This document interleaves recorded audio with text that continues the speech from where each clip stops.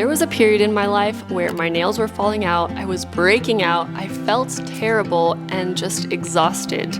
I didn't understand why because I was leading a very healthy life, eating only whole foods, but what I didn't know was that several of the whole foods I was eating were causing inflammation in my body. So today we're going to be talking about how I learned this all, how it changed my life, and how it might just change yours. This video is sponsored by fodmap. Hey guys, it's Robin and welcome to the Science of Self-Care. On this channel we talk about health science, we talk about life philosophy, and we do a whole lot of self-care experimentation. I am so excited for today's video because it is a topic near and dear to my heart. Gut health and elimination diets specifically. The reason I'm so passionate about all of this is because an elimination diet truly changed my life. So in this video, we're going to be talking about what an elimination diet is, why would you consider doing one. We're also going to go through the protocol that I followed and some general protocol recommendations. We're going to go through some tips and tricks that I learned along the way. And lastly, we're going to review some broader takeaways from this experience. A lot of these takeaways I feel are relevant to people even if they aren't considering doing an elimination diet. So if all of that sounds interesting to you and you are looking to learn more about gut health and elimination diets, then this is definitely the video for you. Let's get started. So first off, what is an elimination diet? I know the word diet is in there, but this is actually a way of eating that has nothing to do with weight loss. It is a temporary diet plan to help people with systemic inflammation or gut issues manage and better understand the dietary sources of their inflammation and health issues. And an elimination diet really has two phases, an elimination phase and a reintroduction phase. The elimination phase is where you essentially completely take out all potential food triggers that might be causing digestive issues or inflammation in your body. After doing that for several weeks, you can start to reintroduce potential triggers one at a time. We'll get into all of this when we get into the protocols. So before we get into the exact protocols and my whole experience, I want to give a little context of how I discovered elimination diets and how I even got into doing one, because this was not on my radar for most of my adult life. Keep in mind, I am not a doctor. I am here sharing my personal experience, but I really wanted to make this video because this is the video I wish I could have seen many years ago. So if this helps someone, any one person out there on their digestive journey, then I will be so happy and it will have been worth it. So at the age of 19, I really made a few life transitions and became a lot healthier. I started eating whole foods, learning to cook for myself, I started exercising regularly, and just all around prioritizing my health. I also grew up with very health-conscious parents, so in general, I think as an adult, I've identified as a healthy person. But still, throughout my 20s, I always felt like something was a little bit off in my body, and that feeling kind of grew greater over time. So even though I was leading a healthy life as I knew it, I still felt like there were a lot of weird symptoms I was experiencing that I couldn't really trace to anything, and doctors weren't really able to help me either. I'm not blaming the doctors I saw at all. I think it's very hard to treat people with these vague chronic symptoms, but for example, my periods were not regular. I had a lot of circulation issues, especially kind of Raynaud's disease type symptoms. If you know what Raynaud's is, it's where you kind of completely lose circulation in your fingers. That would happen to me all the time. So lots of weird circulation issues. My skin was starting to break out more and more. I had rosacea flare-ups. There was clearly something happening in my body that was not good. I also just felt exhausted and pretty anxious all the time, which is weird because as a child, I was not anxious at all. And so it was a new chapter in my life where I felt like something was off, but I didn't really know what, and doctors weren't really able to help me. So it was many years of just kind of feeling not great, but trying to be so healthy, and it's just quite frustrating. This is honestly one of the reasons I started this channel, because health and wellness is so incredibly precious, yet it can be a very confusing process where people are telling you all these different things, and I found it very overwhelming and confusing at times. So a big part of my channel is to just help people tune in with themselves and find what's going to work for their bodies. But I digress. Point here is that I was leading a healthy life, eating whole foods, etc., but not feeling good, and clearly something was out of balance in my body. Then COVID hit, and this is so interesting because this was kind of an accidental introduction to elimination diets, but my local grocery store completely ran out of eggs in the beginning of COVID, and eggs at this time were a staple in my diet. And so for over a week, I did not eat any eggs, and I didn't really think anything of it. Then they restocked their egg supply. I bought a bunch of eggs and immediately ate a bunch of eggs, and I had never felt sicker. And it wasn't like a food poisoning sick, it was an inflammatory response kind of sick. My digestive system was really disrupted. I had trouble sleeping that night. I had a rosacea flare up. My circulation again was being super weird. So it was the first time I realized that maybe eating a certain type of whole foods that I always thought was healthy is maybe just not healthy for my body or is causing some sort of issue for me at this moment in my life. So that started me down the rabbit hole of elimination diets. I remember chatting to a woman who had done one that had really helped her. I also found a local doctor who specialized in elimination diets. And so I began my own journey of figuring out what the heck was going on with my body. And maybe this is a good time to transition into the protocol that I did. The one that I did was quite intense. The doctor recommended that I do the elimination period for 12 weeks, which in retrospect and after doing a lot of research, I think is a little bit excessive, but that is what I did. I, for 12 weeks, eliminated a bunch of foods, and then after those 12 weeks, reintroduced them one by one. This doctor also had me do a bunch of blood tests. I think I did both IgE and IgG antibody tests. And the interesting thing is that only one of these is really backed by science. So IgE antibody tests are commonly performed to detect strong acute allergies. This is like a peanut allergy or a shellfish allergy, the kind of allergy where you might have anaphylaxis or crazy hives. So that is a very well researched, understood kind of a blood test for food allergies. There are also newer food sensitivity tests called IgG antibody tests, and these are not really backed by science, even though a lot of companies are now starting to offer them. And the reason is that IgG doesn't necessarily signify that you have a negative reaction to a food. So essentially they'll draw your blood and see if you have certain antibodies for certain types of foods. But just because your body has antibodies for a certain type of food doesn't necessarily mean that you are sensitive to it and that it's reacting to it. It could just mean that you've been eating that food a lot recently and that your body has come into contact with it. I didn't really know this at the time. I was just so happy for someone to draw my blood and tell me what to eat. So from this doctor, I got a whole list of what I was supposed to eat and what I was not supposed to eat, and that made it very clear for me.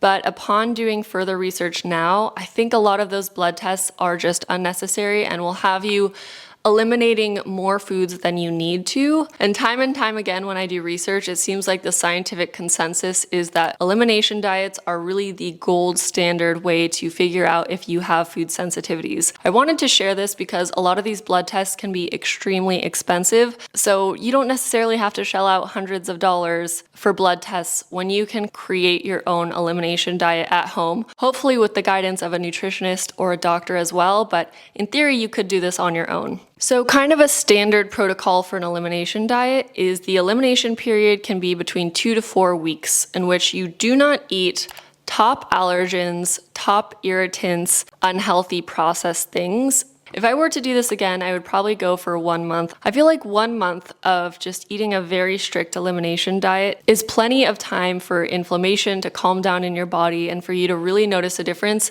And it's not so long that it kind of takes over your life and you're dragging it out unnecessarily. Ideally, we don't want to eliminate too many foods for too long because this can cause changes in our gut microbiome. Diverse foods help keep our microbiome healthy and diverse as well. So when building your own elimination diet, you can use your own experience as a guide. If you feel like there are certain foods that are potential triggers for you, definitely eliminate those. A standard elimination diet has this period where you are eliminating all the top allergens and gut irritants. So I'm going to put this here on screen so you can take a screenshot or read it yourself. These are the top allergens that are typically recommended you eliminate, as well as top gut irritating foods. So it's probably extremely overwhelming to look at this list of potential allergens and irritants and you're thinking, what the heck am I supposed to eat during an elimination diet? I actually made a Notion page page, which I will link down below, that has a bunch of meal ideas and grocery shopping lists to make it a little bit more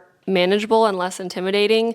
It's completely free. You don't even have to give your email. It's just a clickable link. Also, by all means, talk to your doctor and your nutritionist for your specific situation. I'm just giving you some ideas. Then, after you've completed the 4 weeks, hopefully you feel a difference.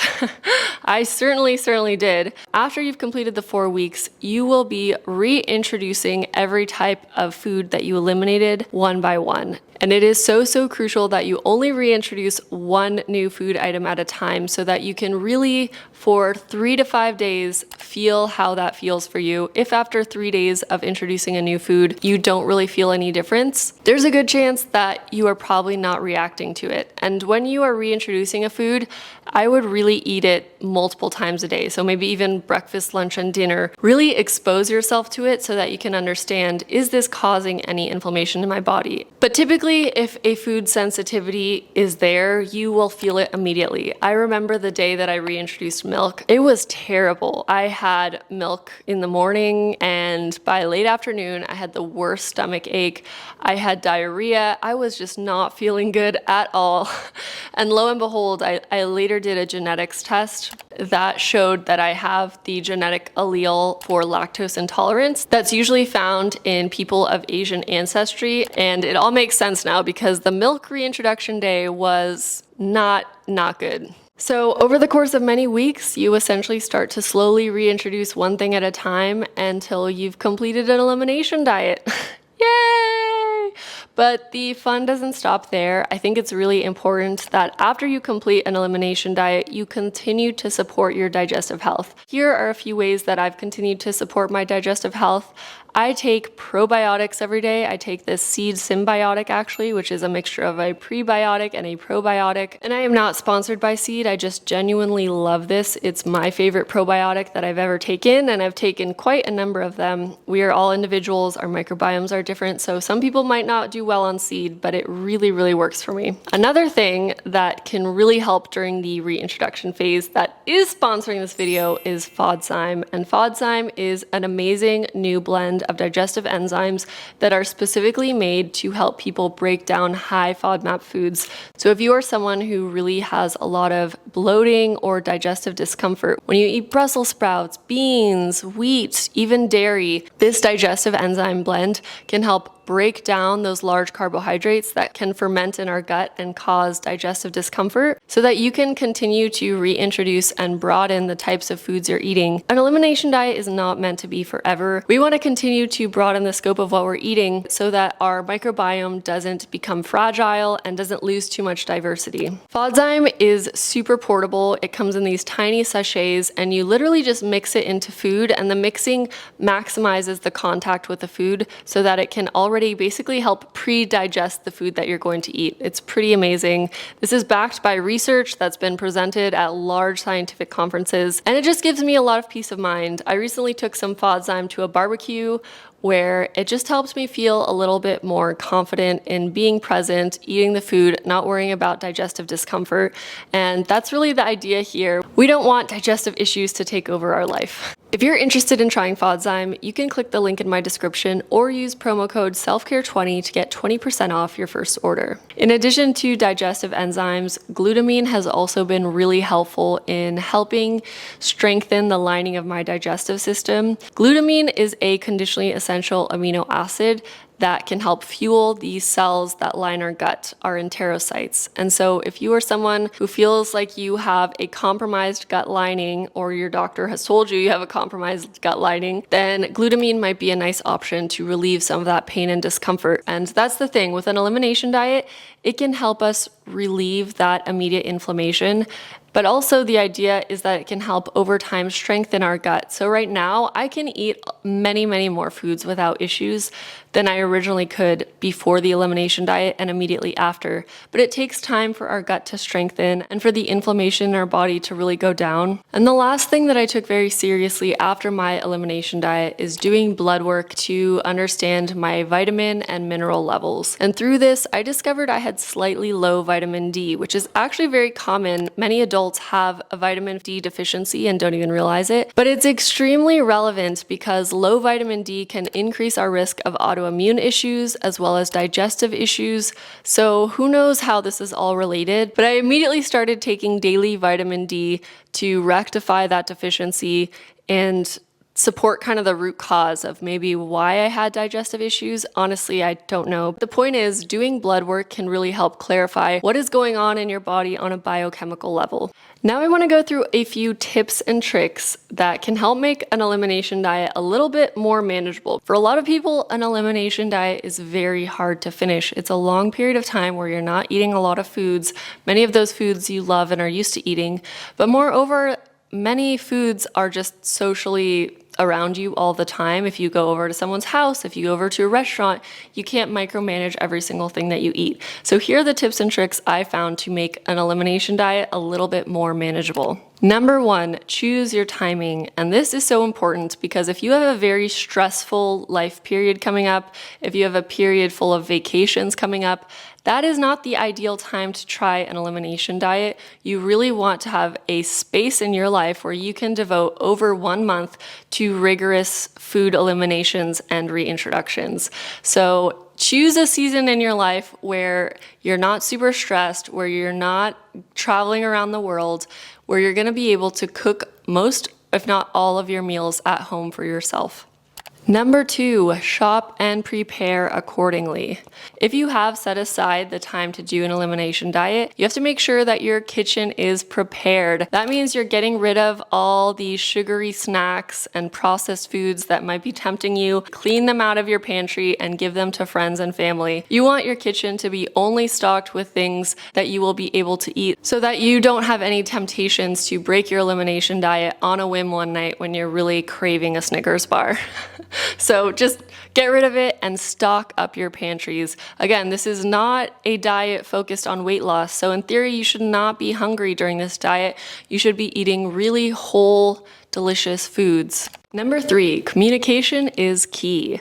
Talk to your close friends and family, and if it's relevant, your coworkers, about what you're going to be doing and why you're going to be doing it. Emphasis on the why, because sometimes people can be very triggered by, if you're suddenly saying, I'm not going to eat any of these things. If you explain to people that you're currently having health issues and doing a structured elimination diet is going to help you feel a lot better in the long run, 9 times out of 10, they will be very supportive of that and will work with you and will maybe even be excited to see your results. What I also did for my now husband was I printed out a list of foods that I was allowed to eat and foods that I shouldn't be eating so that whenever he was doing groceries or in the kitchen making me something, he knew exactly what was good and what was not good. And that just helps clarify things, because if you're telling people, oh, I'm not eating gluten and I'm not even eating dairy, and it's putting the expectation on them to remember what the heck you're not eating. Whereas if you print it out and if you have a screenshot on your phone that you can send people,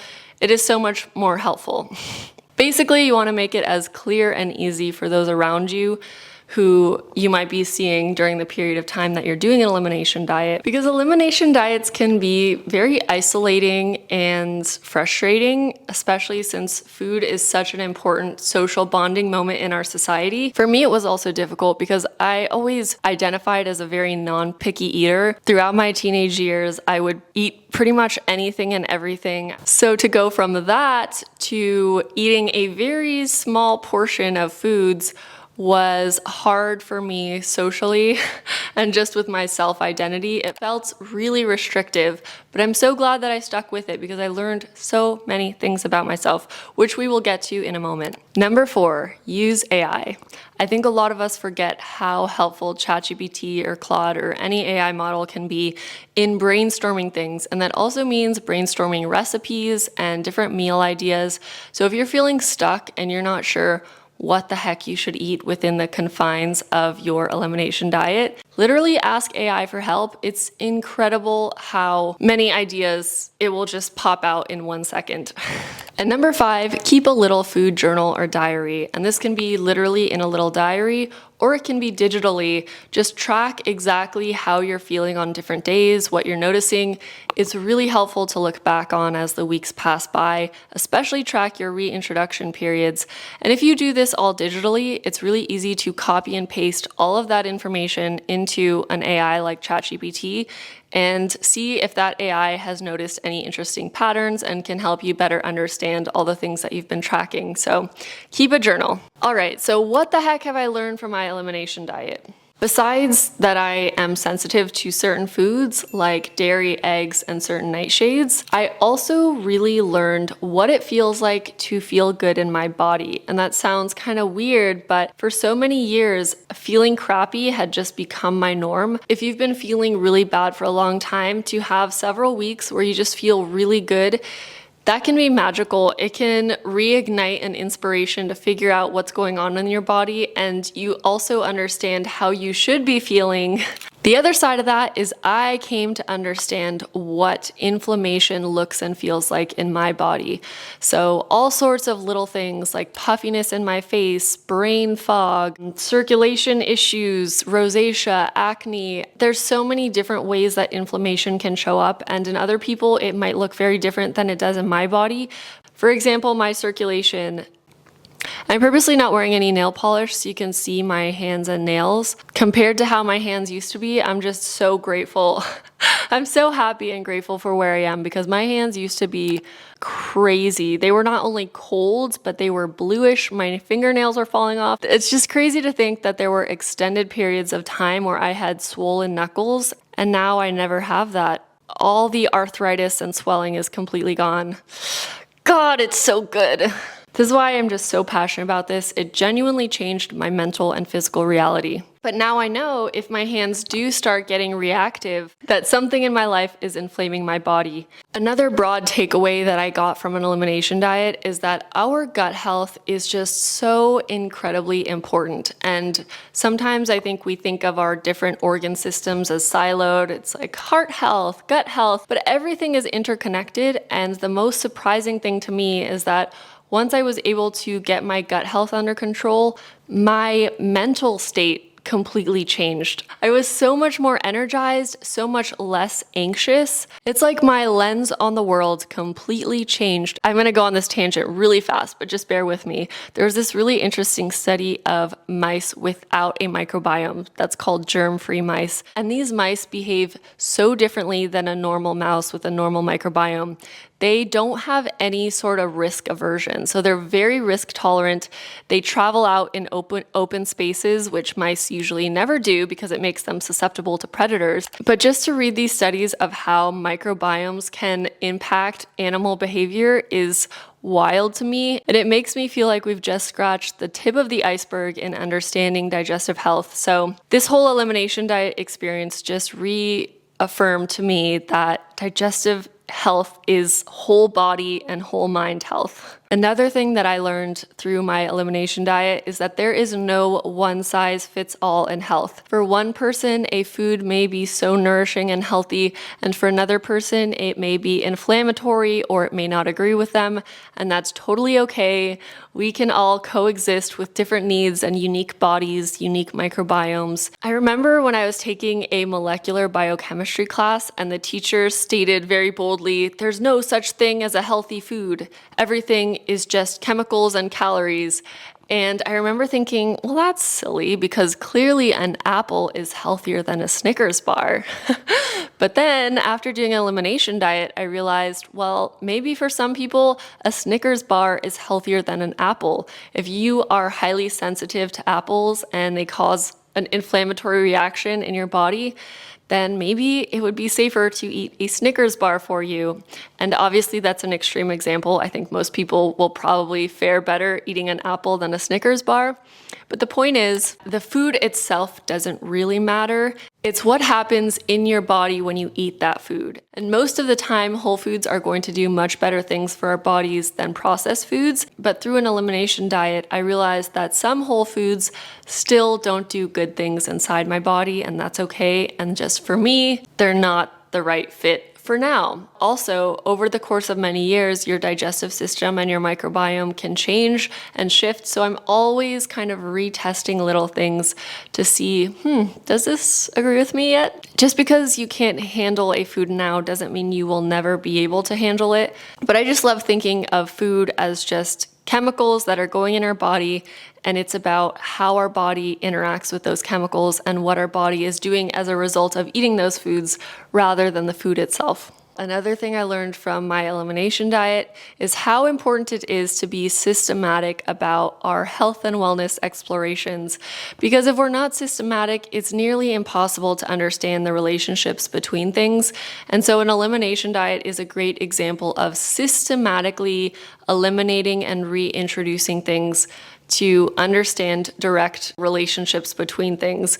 And I take that philosophy with me throughout all versions of my health and wellness. If I'm testing a new supplement, if I'm testing a new skincare product, I just do one thing at a time, test it very systematically so that I can clearly understand what's going on. Because when we're changing a bunch of things at once, we can't actually understand the relationship between our behavior and an outcome. So I just want to wrap up this video reminding you that an elimination diet is a tool. It is not a forever diet. It's a tool to help relieve digestive distress and inflammation in the body, while also helping us better understand what some potential food triggers might be for that inflammation. But if you are someone who's really struggling with inflammation and digestive issues, I cannot recommend an elimination diet enough. It truly changed my life and I learned so much from the process. If you have any questions related to elimination diets, food sensitivities, leave them down below. I do try to answer as many comments as possible, but also I know so many of you have similar experiences or your own digestive health journeys. And so I really love when we're all weighing in, sharing our knowledge, sharing our experiences. I learned so much and I know you guys learn a lot from each other. Thank you guys so much for watching and I look forward to seeing you next time.